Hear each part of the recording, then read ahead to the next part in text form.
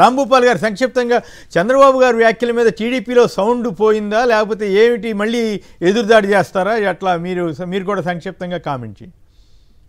ఒక విషయం వాళ్ళకి అర్థమైనట్టుంది సార్. ఎందుకంటే చంద్రబాబు నాయుడు గారు మనసులో మాట చెప్పినాడు. ఆయన సహజంగానే ఆయన కూడా పుస్తకాలు రాసుకున్నాడు కదా మనసులో మాట గురించి. కానీ మనసులో ఉంది ప్రత్యర్థి పార్టీలకు చేయకూడదు. ప్రత్యర్థి పార్టీలకే కాదు, మనం అర్థం మనం చూడాల్సింది ఈ రోజు ఆయన చెప్పినటువంటి పేదరికంలో ఉండే వాళ్ళకే సగం మందికి ఈ సంక్షేమ పథకాలు అమలు చేయకూడదు అనేది ఆయన నిర్ణయించుకున్నట్టు కనపడుతుంది. ఇప్పుడు P4 సర్వే ఉద్దేశం అదే. అందులో ఎవరిని తీసేయాలా?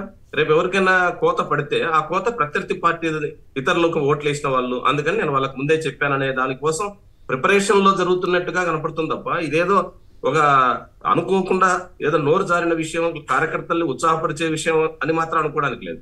క్లియర్ గా ఇప్పటికే పెన్షన్ కి సంబంధించి లక్షల మందికి కోత పడింది. ఇప్పుడు వాళ్ళ పెన్షన్ సర్టిఫికెట్ల కోసం మొత్తం గవర్నమెంట్ హాస్పిటల్ చుట్టూ తిరుగుతున్నారు.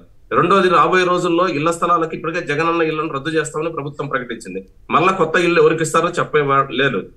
అదే విధంగా ఈ రోజు సంక్షేమ పథకాలకు సంబంధించి సూపర్ 6 ఏవైతే ఉన్నాయో వాటిలో చాలా పథకాలకు కోతలు విధించాలా.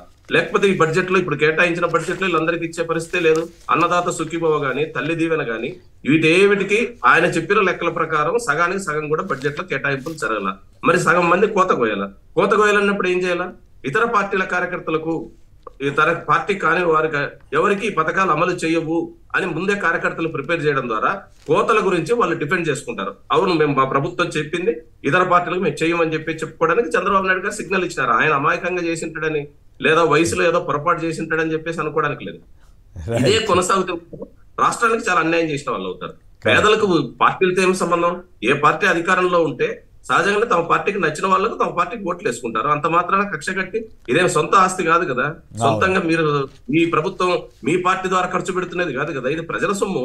ప్రజల సొమ్ములో మిగతా వాళ్ళు వైసీపీ వాళ్ళు లేకపోతే తెలుగుదేశాన్ని అపోజ్ చేసే వాళ్ళు ఎవరు పన్నులు కట్టక్కర్లేదు ఇక నుంచి ఆయన చెప్పేది థియరీ ప్రకారం. అయితే పన్నులు కట్టాల్సిన అవసరం లేదు. మా పార్టీ ప్రభుత్వం మా కార్యకర్తలు పన్ను కడతారు, మేము మా కార్యకర్తలకు సేవ. అప్పుడు మీ ప్రభుత్వం అనడానికి వీలు లేదు. అది ప్రైవేట్ కంపెనీ. అది ప్రైవేట్ కంపెనీ. పెంచిన విద్యుత్ ఛార్జీలు కట్టాలంటారా సార్? కట్టక్కర్లేదు. కట్టకపోతే మళ్ళీ అప్పుడు రెడ్ బుక్ వస్తుంది. కాదు అప్పుడు మళ్ళీ రెడ్ బుక్ వస్తుంది. ప్రమాదం, జాగ్రత్త పడండి. రైట్.